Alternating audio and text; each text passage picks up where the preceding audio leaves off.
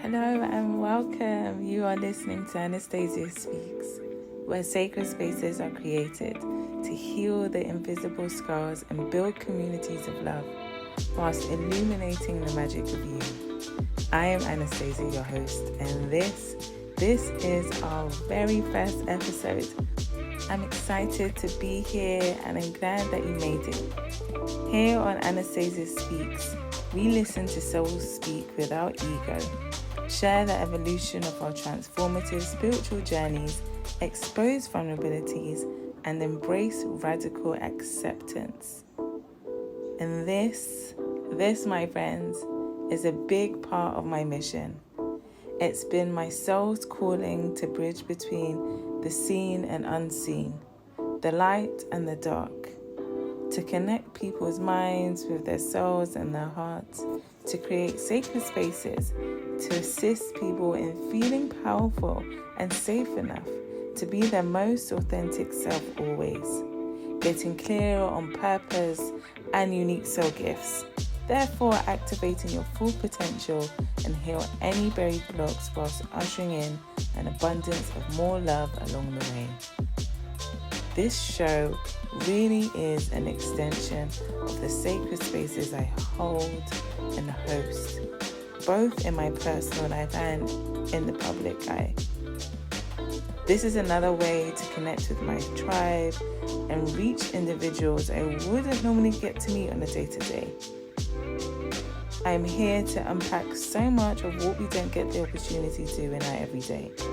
So, as always, take what resonates and leave what doesn't. On today's episode, I'm talking all things vulnerability, of course, because there's no better way to kick off the season than getting up close and personal. I know what you're thinking, vulnerability, here we go again, that buzzword, but just hear me out. First, let's talk about what vulnerability is. Well, the Oxford Dictionary and Thesaurus says vulnerability is a noun. It is the ability to be attacked or harmed, or an openness. It also says to be exposed or susceptible, unprotected, undefended, or unguarded. Now, whilst reading the definition doesn't make me squirm, the thought of being open to the point of exposure or defenselessness does. And as a woman of Nigerian Igbo descent, I'm a little obsessed about the details. I was raised to always have a plan. You must have a plan A and a plan B. I mean, the plan C was definitely the analytical Virgo with me. And the goal was always to execute the plan with complete precision. My parents' motto was to just get it done by any means necessary, but without compromising your integrity or theirs. So having a backup plan or focus on solution in case of sudden change was always my natural way of thinking. The what ifs, the reading the room, and learning to adapt is familiar territory. So being at the whim of just any old thing without a security blanket is definitely uncomfortable for me. Or at least that's what I felt growing up. Fortunately enough for me, being raised in an although strict home, I was completely nurtured in love and in service. Seeing how my parents treated one another, my siblings, their siblings and parents growing up, allowed me to see all the avenues in how an overflow of love and understanding through intention created an abundance of compassion and peace. It was always a safe space to just be, to try or to be their best, express themselves in the most and best authentic ways that they could muster at the moment, or at least be somewhat prepared to face the consequences of that if they didn't, behind closed doors. And it was very much like detective work. They would query, one another's motives, actions, and even quote each other, talking out their disagreements and giving suggestions on how or what they thought would have improved the situation or what might have been a true representative of themselves. Whether it was my mum crying and vocalizing how upset she was about something that my dad said or done, or externally, it was being listened to, and vice versa. I might hear my dad say, I'm uncomfortable about this. And sometimes it did get a little heated to where you could feel the tension in the air, but they always settled it, with the intention of coming together. And this really taught me that arguing didn't have to mean war. Disagreements didn't mean separation, and that opposing viewpoints were only an opportunity to understand more deeply. It showed me how deep emotions went and how vast they are. But no matter how chaotic the emotions might feel, that you could still heal, move through them peacefully, and transform if you led with the intention to serve, in alignment with your higher self, of course. I mean, what a great and perfect teacher in both of them, to really, really teach you this vast, deep, but complex subject. I look back on moments like these and think how fortunate I am to have witnessed such beauty and greatness from even these peak moments, and identifying how vulnerability was shown or communicated in the home is really key to our visibility in relationships and partnerships. I won't lie and say that my loving outlook on life didn't get me hurt a number of times. It did. I recognized from very early on my upbringing might be considered a rarity in this day and age. And for most people, it was strange, if you will, to have a matter-of-fact viewpoint and be blunt and have this confidence. It just rubbed people the wrong way. And sometimes people felt offended. I just counted myself lucky, I guess, feeling like I had family members that are actually best friends, I can't say that I was ever severely targeted or picked on at any point in my childhood, but I know there were moments where I was labelled by others according to their viewpoints, whether it was them coming from a sunken place and stuff going on at home, or, that it just didn't line up with how I saw myself. These moments were me just being me, for instance, sitting in the bedroom of my cousin's house, and hearing Cyborg, because I guess my eyes are bigger than what they're used to seeing. And I would just be content in sitting and observing, there was that. And I remember thinking, I don't really understand that, but it happens, or my close childhood friend who said, you take forever to tell your stories. When I would transcribe events, it was, you're so cheesy, because I openly loved love and enjoyed being about it. Yet this was my detailed, thorough and romantically joyous nature to me, Nevertheless, I had enough of those side comments to think to myself, well, I'll just kind of keep parts to myself and keep parts of me hidden. So I guess I also made the conscious decision at that point, or somewhere along the lines, that I would help others recognize the blessings of just being themselves, making sure that wherever I could give direct guidance on how to overcome challenges that came up internally or externally and shed light for others' quirks, that I would do just that and meet each and every individual with the same amount of compassion and as much understanding I was given from my parents as a child. I was really allowed to express my creativity as a child through all kinds of art forms. Fine art, portraiture, music, poetry, and dance. So this really allowed my creative energy to just flourish and at times pour right out of me, saving my most raw expression, though, for my diary and journals. I grew really comfortable not actually needing to put my most vulnerable self out there in the world to label me. And I found so much peace and freedom in the silence that I think outside stimulus and external sounds was just extra loud. It was busy and at times exhausting for me. I became really adept in observing, listening, and understanding silence, its different mannerisms, and the meaning behind the absence of words or subtle energies with particular vibrational shifts. And as I grew, this only evolved. It evolved into me channeling, intuitive downloads more rapidly, I would say, and just being more psychically open and dialed in. Being highly sensitive and empathic really allowed me to feel, see, and hear emotions as though they were being narrated to me or spoken out loud. Whilst my mum would say and call me, a child of vivid imagination, this was really my natural ability to envision past, present, and future tense.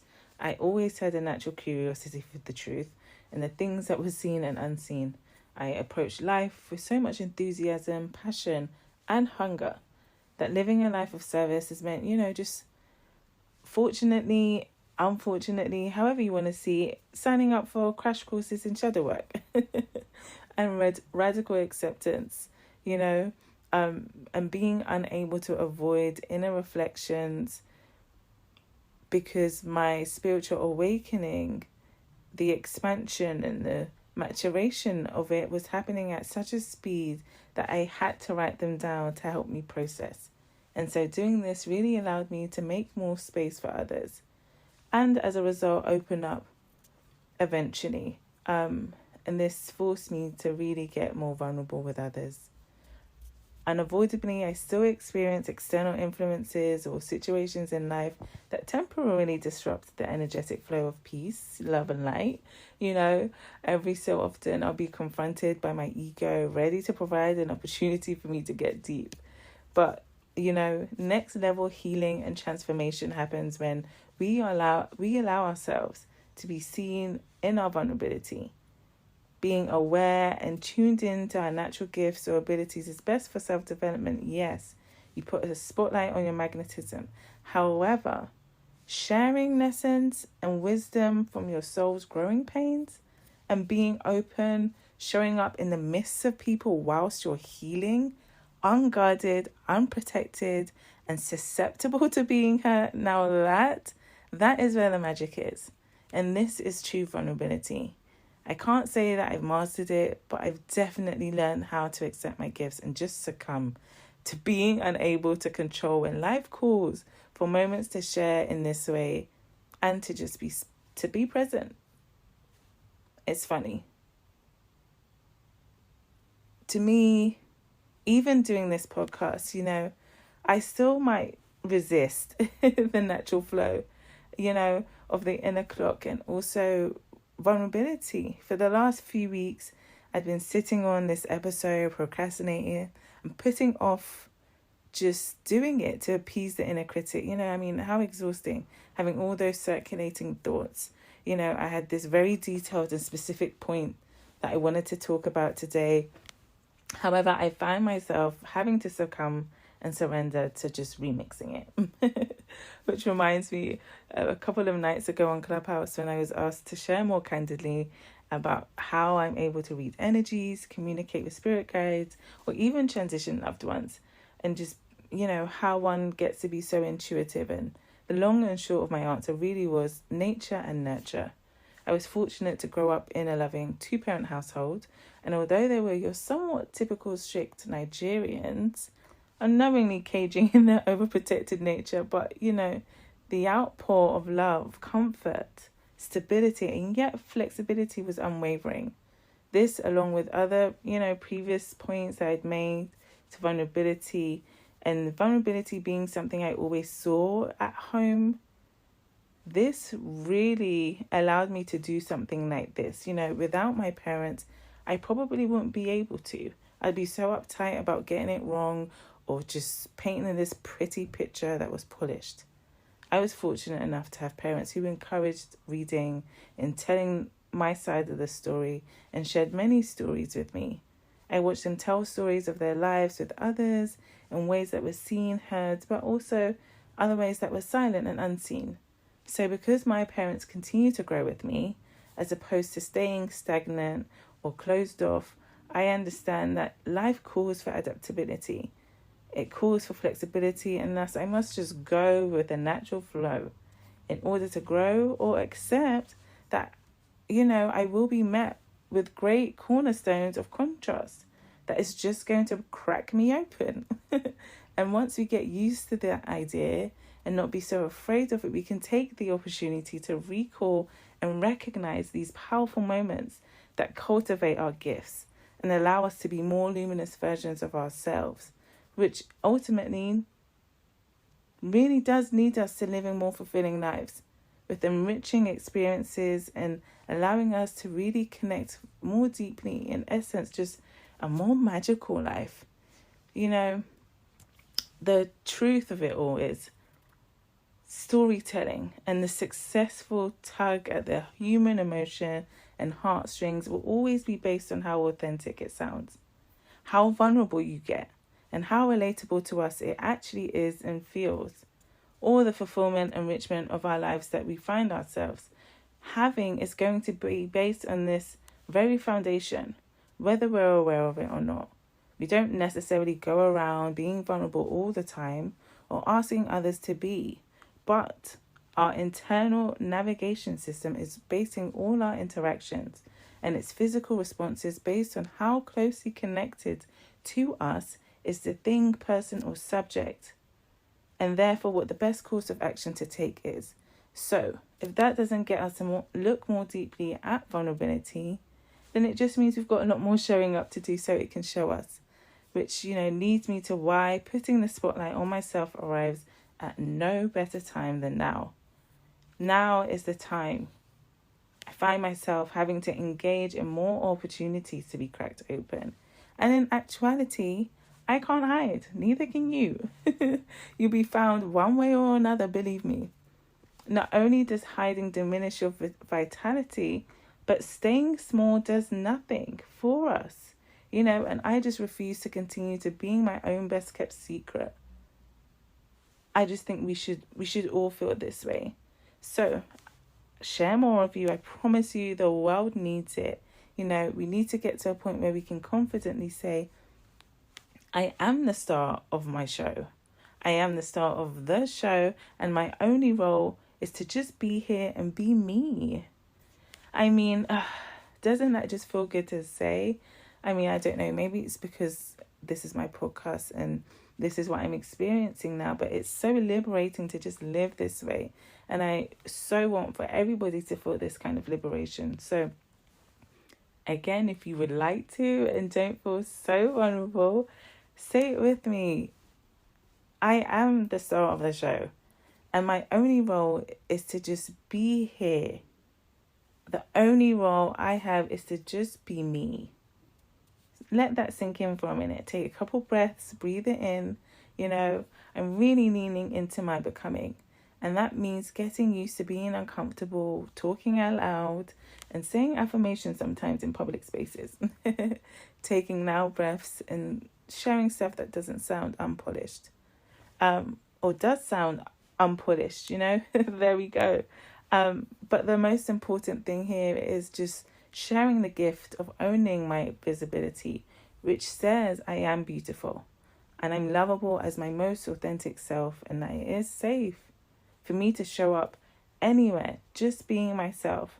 And so therefore it is for you too, not for the purpose of trying to avoid being critiqued or judged, but just out of complete acceptance for all that you are and for all that you're not. So, if I know exactly what my gift is and what my offering is to the world, which is to merge light and darkness, the only thing left to do is to embrace that depth, embrace the deeper connections formed through that, not just with others, but with the aspects of myself that I might have stored away in attempts to protect myself from fear, or for you, ridicule, or hide shame and resentment. Instead, we create this radical acceptance to create more safe spaces to invite more love in, which means more spaces to share stages with characters whose role is to do the exact same, be themselves, and choose pleasurable experiences with you. You see, vulnerability is a door of opportunity, a passageway. We all have to go through it one day on our spiritual journeys. So why not embrace one another and encourage doing it together? This is what this podcast is all about. This is what sacred spaces and the community that I build is about. How to integrate our shadows, the fragmented pieces of self, so that we may know how to live in constant alignment with extreme magnetism for all that we desire, creating community and understanding whilst we do it. Because knowing where to go, who to go to, or where to start can be daunting. But when you have a community, it feels like a walk in the park. So I just want to let you know, I've got you. And the universe has too. We're here to make self-discovery and development a time to look forward to. A time to attract your desires and be inspired to live more joyfully. I just ask that you stay open. Be open to listening to the voice you tend to silence in attempts to shrink yourself. By the end of each episode, my hope is that you feel a little lighter than what you did when you first hit the play button earlier on. I really don't know where the time's gone, but hopefully you'll keep tuning in. We've reached the end of the show. And now is where I give prompts for what I like to call soul work. These are timed creative writing prompts designed to take you a little deeper into self-reflection and discovery, to get those channels of creativity and divine insights opening just a little more week after week to help integrate the lessons along with the messages our souls have for us. This week's prompt is, how did I resist to opening up, and what are the advantages of doing so? Take 20 minutes and 20 minutes only to write all that comes up for you. Right? Within this time frame, you can go over if you feel like it, but it really doesn't matter what it sounds like. It doesn't have to be poetic. It doesn't have to be perfect. You don't even have to share it. All you have to do is write it down. Whatever comes to you, whatever you feel, write it down and see. Take a look at it. It's really important just to be present as you do this, without distractions. Set the timer, be alone, but please do feel free to send your responses in if you do want to share them in the comment section on the social media pages or in the review sections. I do have some questions also on Anchor attached if you'd like to go there and answer directly. I want to let you know there'll be a variety of guest speakers throughout the year with some extraordinary performances not to be missed. I'll also have giveaways, so stay tuned. Get your questions and responses in for opportunities to get involved or have questions answered on the next show. And if you're ready to own your gifts and get comfortable with visibility but need a little help getting clear on what your gifts are to master your magnetism, then head over to anastasiaspeaks.com and book your free discovery call now. Let's get you comfortable with being center stage so you can appreciate your role and welcome the spotlight every day and not just on the weekends. For now, you can join the tribe and connect over on Facebook, Instagram and Clubhouse using the @name Anastasia Speaks, or go to anastasiaspeaks.com for more. Remember, seeking more means you can no longer stay small. Thank you for listening, and don't forget to subscribe. The key is always radical self-acceptance, but just know, delay is not denial. Missteps happen so we get the chance to realign, and you are never alone. Love louder to release all fear. See you on the next episode.